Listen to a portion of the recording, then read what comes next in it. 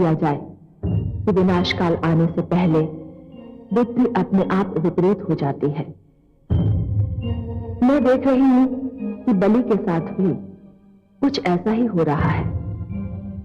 उसने दादा भक्त प्रहलाद की सुनी अनसुनी कर दी, परंतु ये देखकर तो मेरे दुख की सीमा नहीं रही कि उसने माता लक्ष्मी की बात भी नहीं मानी।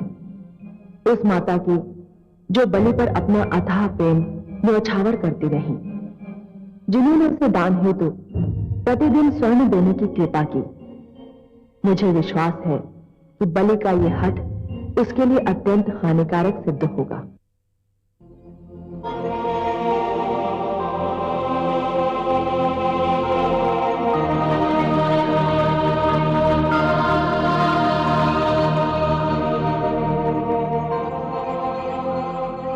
हे त्रिलोकीनाथ, हे पद्मनाभ, आपको कोटि कोटि धन्यवाद। आपका धरती पर अवतरण संपूर्ण जगत के लिए कल्याणकारी सिद्ध होगा। अब जिस रूप में भी दिखाई दे वही रूप सुंदर और महान है। आपका ये वामन रूप भी अत्यंत मनोहर है। धन्यवाद देवराज, परंतु इस बार मैं स्वयं धरती पर भिक्षा मांगने आया हूं। भिक्षा मांगने? हाँ देवराज, भिक्षा मांगने, एक भिक्षुक बनकर।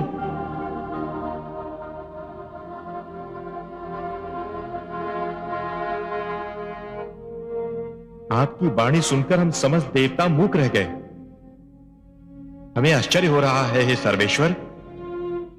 क्यों आश्चर्य क्यों हो रहा है देवराज? भिक्षा मांगना कोई भला कार्य नहीं। हे जगदीश्वर, भिक्षा मांगना तो एक निकृष्ट कर्म है, निंदनीय कार्य है, सामाजिक अपराध है। भिक्षुक तो दया का पात्र होता है।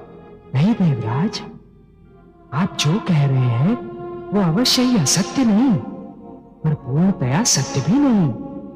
मैं समझा नहीं है नीलकांत।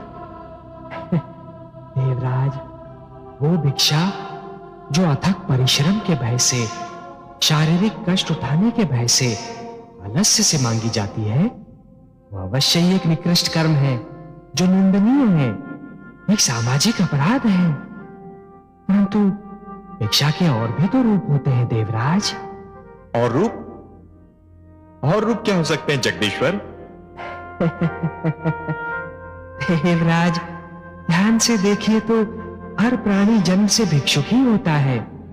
उसका सारा जीवन भिक्षा मांगते मांगते ही व्यतीत होता है, और वो जिन वस्तुओं की भिक्षा मांगता है उन सारी वस्तुओं की निंदा भी नहीं की जा सकती।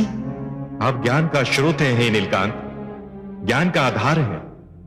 जो आप जानते हैं कोई और उसका एक अंश भी नहीं जान सकता। पर क्षमा करें, हम आपके विचार समझने में असमर्थ हैं। आप जो कह रहे हैं हमें उसकी व्याख्या जानने की इच्छा हो रही है। कोई प्राणी मात्र जन्म लेने से ही भिक्षुक कैसे हो सकता है? देवराज, कोई कैसे जन्म से ही भिक्षुक हो सकता है? देवराज, प्राणी तो जन्म लेते ही सर्वप्रथम अपनी माता से दूध की भिक्षा मांगता है ना? फिर जैसे ही आयु बढ़ती है अपने पिता से सुरक्षा की भिक्षा मांगता है। एक शिष्य के रूप में अपने गुरु से ज्ञान और विद्या की भिक्षा मांगता है। नई पीढ़ियां पुरानी पीढ़ियों से उनके अनुभव की भिक्षा मांगती हैं।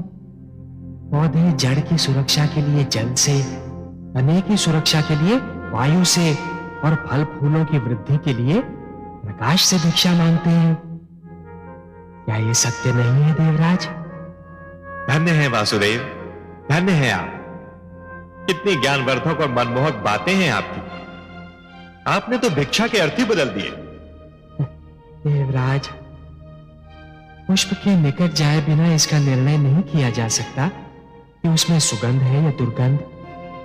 तालाब के निकट जाए बिना इसका निर्णय नहीं हो सकता कि उसका जल पीने योग्य है या नहीं। और उसी प्रकार किसी भी वस्तु को ध्यान से देखे बिना इसका निर्णय नहीं हो सकता देवराज कि उस वस्तु में गुण है या अवगुण। देवराज, हर वो भिक्षा महान है जो ज्ञान में वृद्धि करती है। और अभी तो आपने स्वयं मुझे भिक्षा मांगते देखा। आपने हमारे नेत्र खोल दिए त्रिलोकीनाथ। भिक्षा सदैव शीश नवाकर मांगी जाती है देवराज। सिर का झुकना मन और मस्तिष्क में भरे हुए अहंकार की मृत्यु की घोषणा है। अहंकार जो प्राणी का सबसे महान वैरी है देवराज। और यदि इस वामन रूप में मैं भिक्षा मांगूंगा तो एक आदर्श प्रस्थापित होगा। मानव यह समझ पाएगा कि भिक्षा का सही अर्थ क्या है। क्योंकि यदि मैं भिक्षा मांगूंगा तो केवल मानव कल्याण के लिए, जगत कल्याण के लिए, जो कि मेरा लक्ष्य है।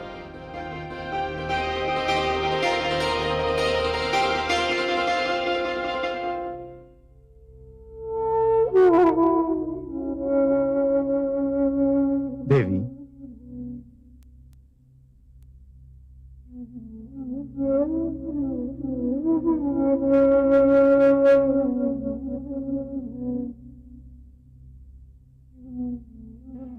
देवी, स्वामी आप कहां खो गई थी आप, जो आपको मेरे आने तक का आभास नहीं हुआ? इतनी महान घटना हुई है। आप संभवतः सृष्टि की सौभाग्यवती नारी हैं कि भगवान श्री विष्णु ने मानव रूप में जन्म लेने के लिए आपको माता के रूप में चुना है। परंतु आपके मुख पर यह चिंता की छाया अच्छी नहीं लगती। क्या बात है? आप प्रसन्न नहीं हैं? ऐसा मत कहिए स्वामी, मैं बहुत प्रसन्न हूं। इतनी प्रसन्न हूं कि मेरे पांव धरती पर नहीं पड़ रहे। जिसे भगवान श्री विष्णु की मां बनने का सम्मान मिला हो वो प्रसन्न क्यों ना होगी। किंतु क्या देवी? उनका ये वामन अवतार मेरे लिए चिंता और भय का कारण बना हुआ है। इतना छोटा आकार लेकर वो इतनी शक्तिशाली बलि का सामना कैसे करेंगे? कहीं उन्हें कोई हानि न पहुंचे। मुझे तो हर पल यही चिंता दुखी कर रही है, यही भय खाए जा रहा है। देवी, वे ईश्वर हैं। वे जो करते हैं उसके पीछे क्या कारण है ये तो वही जानते हैं।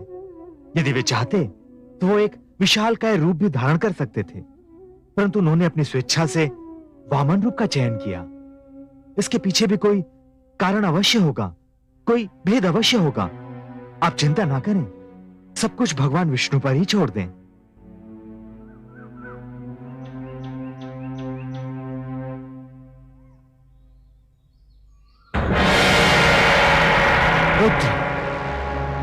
पुत्र बलि, पुत्र बलि! अरे, ये गुरुदेव को अचानक क्या हो गया? मैंने अपने जीवन में उन्हें कभी इतना व्यग्र और भयभीत नहीं देखा। लगता है गुरुदेव ने ध्यान में कुछ ऐसा देख लिया है जिसने उन्हें व्यग्र और भयभीत कर दिया है।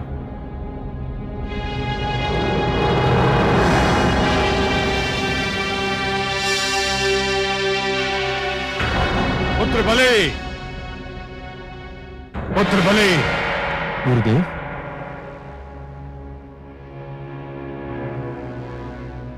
प्रणाम गुरुदेव। क्या बात है, आप इतने चिंतित और व्याकुल क्यों उठे? मुझसे कोई प्रश्न मत पूछना वत्स। मेरे पास प्रश्नोत्तर का तनिक भी समय नहीं है। जो कुछ मैं कह रहा हूं उसे ध्यान से सुनो और उसका पालन करो। जो आज्ञा गुरुदेव। पुत्र, देवता तुम्हारे विरुद्ध षड्यंत्र रच रहे हैं। षड्यंत्र? परंतु कैसा षड्यंत्र? मैंने कहा ना, मेरे पास प्रश्नोत्तर का समय नहीं है। केवल इतना जान लो कि मैं उनके षड्यंत्र को सफल नहीं होने दूंगा, परंतु इसके लिए तुम्हें इसी समय मेरे साथ चलना होगा। जो आज्ञा गुरुदेव। परंतु मुझे कहां चलना होगा, क्या करना होगा? तुम्हें सबसे पहले मेरे साथ चलकर अश्वमेध यज्ञ की घोषणा करनी होगी। मुझे विश्वास है लोक में किसी के पास इतना साहस नहीं है कि वो तुम्हारे अश्व को रोक सके। और यदि अश्वमेध यज्ञ की समस्त क्रिया संपूर्ण हो गई तो देवताओं का षड्यंत्र विफल हो जाएगा। गुरुदेव, मैं आपसे अनुरोध नहीं करता, परंतु यदि आपकी इच्छा हो तो मुझे देवताओं के षड्यंत्र का कुछ ज्ञान तो दें। सुनो वत्स, तुम्हें स्मरण होगा कि देव माता अदिति तुम्हारी दान दक्षिणा की ख्याति सुनकर तुम्हारे पास आई थी। हाँ गुरुदेव, मुझे भली भांति स्मरण है। और वो अपने पुत्रों के लिए क्षमा दान मांगने आई थी। मुझे इस बात का भी अनुमान है। पर तुमने पहले ही अपना निर्णय सुना दिया था कि तुम देवताओं को क्षमा दान देने के अतिरिक्त किसी को भी और कुछ भी दे सकते हो। तो देव माता को निराश होकर तुम्हारे दौर से लौटना पड़ा। तो फिर गुरुदेव? फिर वो विष्णु के पास गई और उन्हें उनका एक पुराना वचन स्मरण कराया, और उसी के फलस्वरूप विष्णु ने धरती पर अवतार ले लिया। यह तो बड़ी प्रसन्नता की बात है गुरुदेव। उतनी प्रसन्नता की बात भी नहीं है जितनी तुम समझ रहे हो। ये एक ऐसी बात है, इसका अनुमान केवल मुझे है। अब कोई भी प्रश्न मत पूछना। सेना को सारे विश्व में भ्रमण का आदेश दो, यज्ञ का अश्व छोड़ो, लोक को जीत लो। कोई तुम्हारे समक्ष ठहर नहीं सकता। मैं सफलता के इतने उच्च शिखर पर पहुंचकर फिसलना और गिरना नहीं चाहता वत्स। अब एक क्षण भी नष्ट करना महापाप होगा। ये मेरी आज्ञा है, ये मेरा आदेश है। गुरुदेव, आपकी आज्ञा का भी और इसी समय पालन किया जाएगा। यज्ञ का अश्व अभी छोड़ा जाएगा।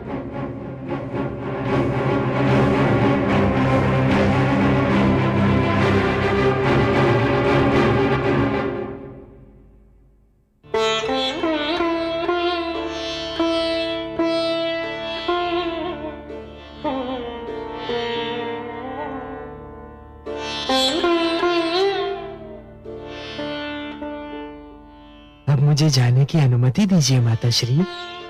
जाने की अनुमति? कहाँ जाने की पुत्र? मुझे अपने जन्म का कारण सिद्ध करना है। कैसे अनुमति दूं मेरे प्रिय पुत्र? अभी तो मैंने तुम्हें जी भर के निहारा भी नहीं है। तुम्हें अपने स्नेह सागर से एक बूंद भी नहीं दे सकी हूं। माता, मैं तो आपका पुत्र बन के जन्मा हूं। आपके स्नेह पर मेरा अधिकार सदैव रहेगा। परंतु सर्वप्रथम मुझे मानव कल्याण का लक्ष्य प्राप्त करना है। मुझे बलि के पास जाना है माता। बलि के पास? परंतु पुत्र, वो बहुत शक्तिशाली है, बहुत विशालकाय है, और तुम? और मैं देखने में दुर्बल और आकार में छोटा हूं, यही कहना चाहती है ना आप? हाँ पुत्र। माता, साहस का आकार शरीर के आकार पर निर्भर नहीं होता, और भीतरी स्वरूप बाहरी रूप पर निर्भर नहीं होता। और फिर इस बार तो मैं अहिंसा का संदेश लेकर आया हूं ना। आपका पुत्र बनकर जन्म लेने से पहले ही मैंने ये कह दिया था माता कि मेरा लक्ष्य बलि से युद्ध करना नहीं है, उसका वध करना नहीं है। मुझे तो केवल उसके अहंकार का नाश करना है। मुझे बलि को यह जताना है माता कि मैं सब कुछ सहन कर सकता हूं, परंतु मानव पर अत्याचार और मानव हत्या कदापि सहन नहीं कर सकता। मुझे उसे यह बताना है कि विश्व विजेता होकर भी कोई भी ईश्वर से बड़ा नहीं हो जाता। उसे यह समझाना है माता कि दानी होने का अर्थ यह नहीं है कि कोई महानतम हो गया, ईश्वर से भी बड़ा हो गया, क्योंकि ईश्वर जो दान दक्षिणा की सामग्री देता है, भंडार देता है, वही सबसे महान होता है। हे माता, उसे मुझे ये भी समझाना है कि ईश्वर धनवानों का चुनाव केवल इसलिए करता है कि वो धन निर्धनों तक पहुंच जाए। और ये सब कुछ बताने के लिए मेरा बलि के पास जाना अनिवार्य है माता। मुझे अनुमति दीजिए।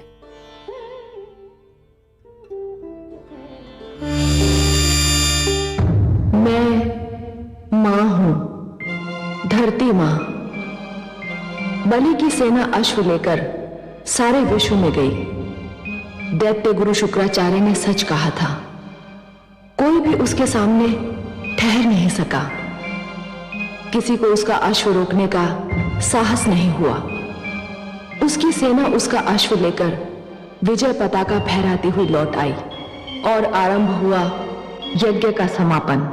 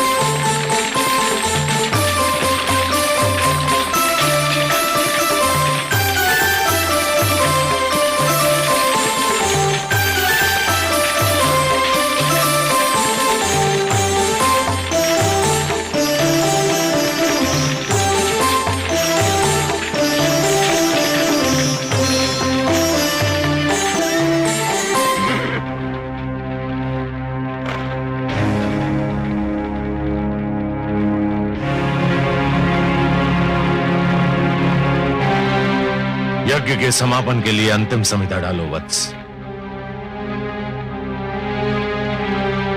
ओम भवतु भिक्षाम देहि।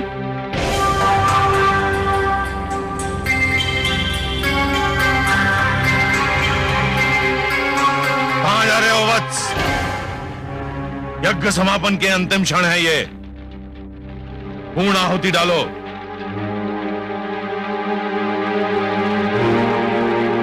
ओम भवतु भिक्षाम देहि।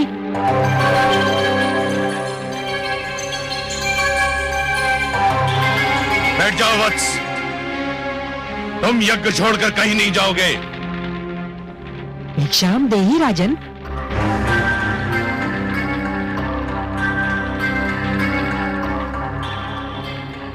क्षमा करें गुरुदेव, किंतु बलि के द्वार पर कोई भिक्षुक आए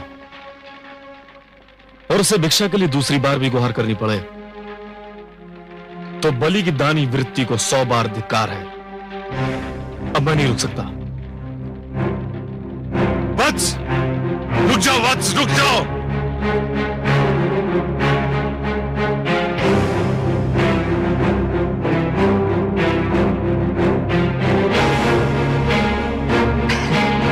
प्रणाम राजन। प्रणाम ब्राह्मणदेव, कहिए क्या चाहिए आपको? राजन, मैं तो एक साधारण ब्राह्मण हूँ और एक ब्राह्मण भिक्षा के अतिरिक्त और क्या चाह सकता है? क्या भिक्षा चाहिए आपको? स्वर्ण, गोधन, गजधन, हीरे, मोती? नहीं राजन, मुझे इनमें से कुछ भी नहीं चाहिए। ब्राह्मणदेव, तो फिर जो भी आवश्यकता हो आपकी मेरे सामने व्यक्त कीजिए। यदि मेरे वश में हुआ तो मैं उसे पूरा करने में तनिक भी संकोच नहीं करूंगा। राजन, राजन, मुझे तो केवल 3 पग भूमि चाहिए। 3 पग भूमि? ब्राह्मणदेव, क्या करेंगे आप 3 पग भूमि का? मैंने तो ये सुना था कि दानी बलि में ये पूछता है कि वो दान किसे दे रहा है और मैं ये पूछता है कि वो दान में क्या चाह रहा है। ब्राह्मणदेव, मैंने 3 पग भूमि मांगने का कारण इसलिए नहीं पूछा था कि मैं प्रयास करना चाहता हूं। तो फिर क्यों पूछा? मैंने इसलिए पूछा था ब्राह्मणदेव, यदि कोई ऐसा व्यक्ति 3 पग भूमि मांगे जिसका आकार साधारण व्यक्ति की तरह हो तो भी उसका कुछ भला ना होगा, और आप जैसे आकार वाले व्यक्ति के 3 पग तो और भी कम स्थान घेरेंगे, उसमें तो साधारण व्यक्ति खड़ा भी ना हो पाएगा। राजन, मैं ये 3 पग भूमि किसी साधारण व्यक्ति के लिए नहीं मांग रहा हूँ, स्वयं अपने लिए मांग रहा हूँ। आप में क्षमता हो तो भिक्षा दान करें, नहीं तो मैं आगे बढ़ूं। मैं आपको यहां से कहीं नहीं जाने दूंगा ब्रह्मदेव। मुझे तो यह सोचकर आश्चर्य हो रहा है कि आप महासागर से केवल 1 बूंद पानी मांग रहे हैं, पर्वत से केवल 1 कण चाहते हैं। आप मुझसे केवल 3 पग भूमि मांग रहे हैं और मैं क्षुब्ध हो रहा हूं कि इतना छोटा, इतना साधारण, इतना तुच्छ दान लेते हुए आपको तो लज्जा नहीं आ रही है, किंतु ब्राह्मण देव देते हुए मुझे लज्जा आ रही है। मांगिए ब्राह्मण देव, कुछ ऐसा मांगिए कि जिसे देते हुए मुझे प्रसन्नता हो, गर्व हो।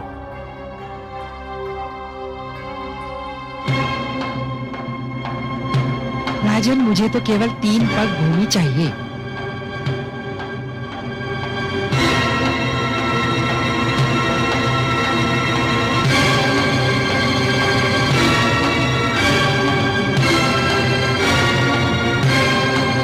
कुछ मत देना वत्स, इस ब्राह्मण को कुछ मत देना, इसे कुछ मत देना वत्स, इस ब्राह्मण को कुछ मत देना। गुरुदेव, किंतु क्यों? इधर आओ, ये ब्राह्मण नहीं है। तो फिर कौन है ये छलिया है, ये स्वयं विष्णु है। श्री विष्णु भगवान? हाँ, विष्णु, जिसे तुम सब बड़े आदर से श्री विष्णु भगवान कहते हो, परंतु मैं जानता हूं ये कौन है, क्या है। देखो ना, आज भी वामन रूप में हमें ठगने आ गया है।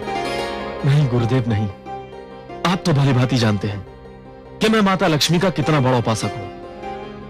मैंने तो उनसे भी कहा था कि मैं भगवान विष्णु के दर्शन करना चाहता हूं, जो मेरे दादा श्री प्रहलाद के पूज्य हैं। गुरुदेव, मैं कितना सौभाग्यशाली हूं कि आज भगवान स्वयं चलकर मेरे द्वार पर आए हैं। मैं तो प्रसन्नता से फूला नहीं समा रहा हूं। मूर्ख मत बनो, तुम विष्णु को नहीं जानते हो। ये तुम्हें दर्शन देने नहीं, दंड देने आया है। गुरुदेव, भगवान यहां किस लिए आए हैं मेरे लिए कोई महत्व नहीं रखता। वे यहां आए हैं मेरे लिए बस यही महत्वपूर्ण है।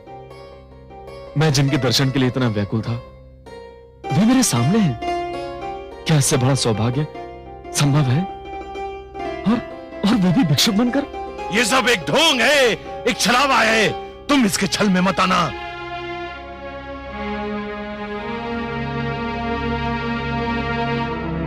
महाराज के विचार में यदि कोई परिवर्तन हुआ हो तो ये ब्राह्मण भिक्षा लिए बिना भी जा सकता है। राजन, नहीं भगवान नहीं। तो फिर मेरी 3 पग भूमि? मैंने दे दी भगवान, मैंने दे दी। यूं नहीं महाराज, संकल्प लेना होगा। अवश्य।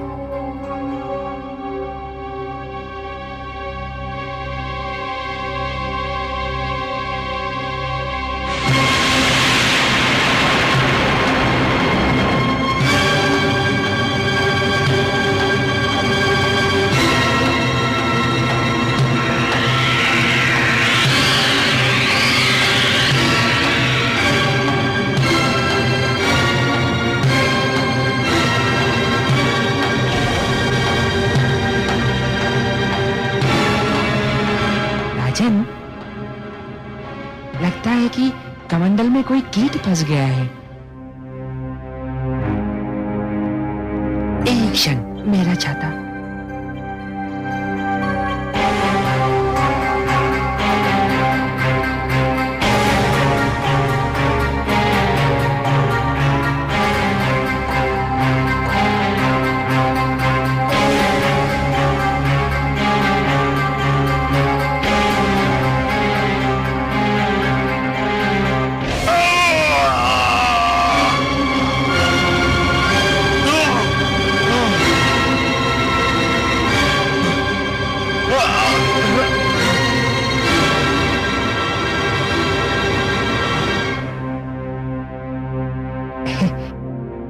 राजन, कीट निकल गया।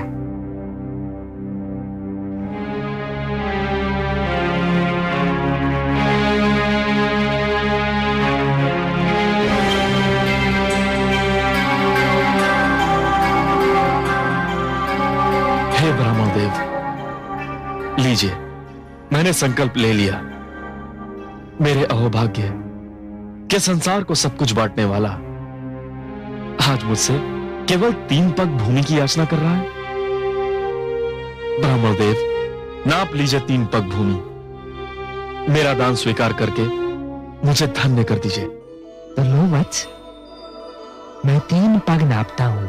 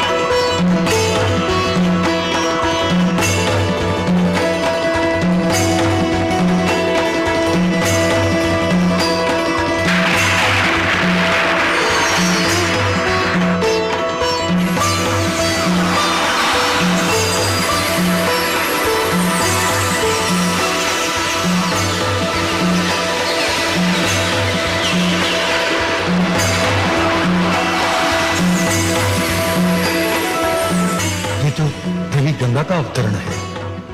नहीं नहीं, अभी इसका समय नहीं हुआ है।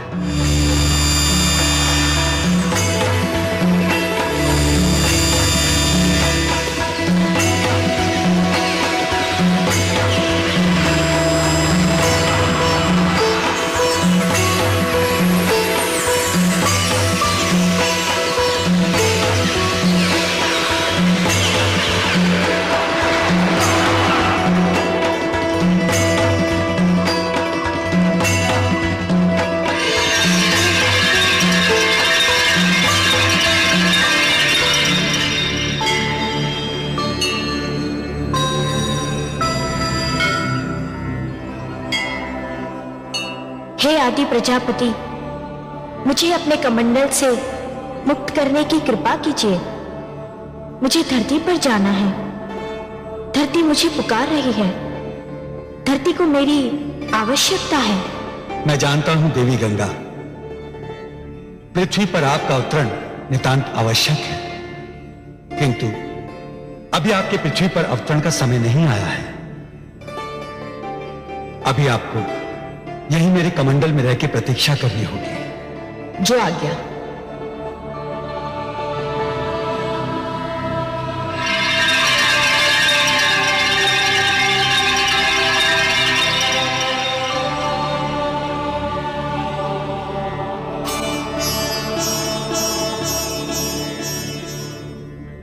हे बलि, मैंने पहला पग उठाकर समस्त धरती और पाताल को नाप लिया है। अब मैं दूसरा पग उठाने जा रहा हूं।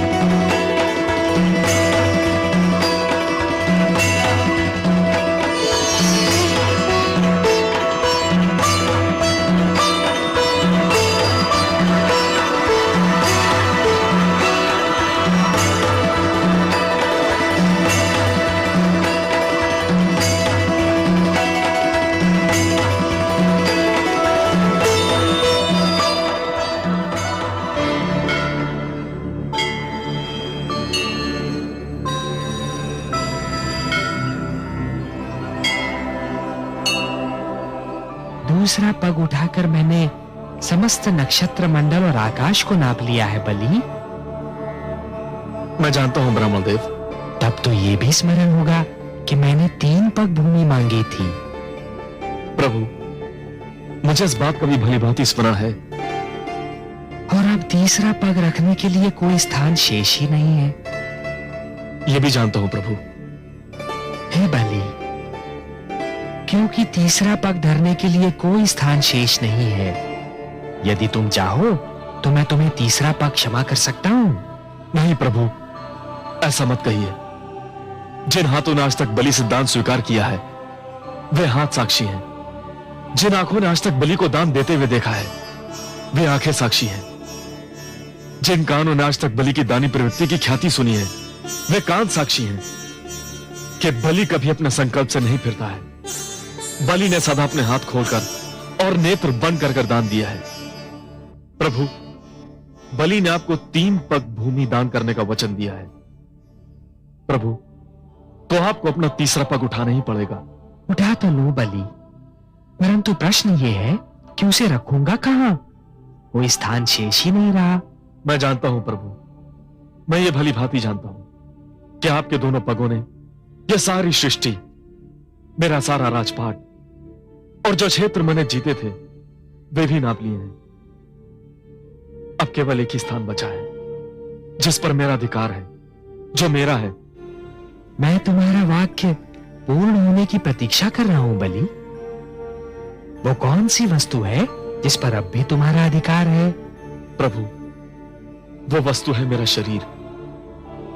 बस अब मेरी काया ही बची है जिसे मैं अपनी कह सकता हूं, जिस पर अब भी मेरा अधिकार है।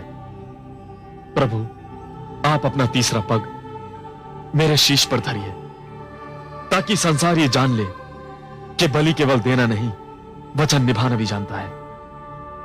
प्रभु, कृपा करके उठाइए अपना पवित्र पग और धर दीजिए मेरे शीश पर। प्रभु, यह मेरा आग्रह भी है, मेरा हट भी है और मेरी विनती भी है। हे बलि, यदि तुम्हारी यही इच्छा है और यदि तुम ये समझते हो कि इसी में तुम्हारा उद्धार है तो मैं ऐसा ही करूंगा।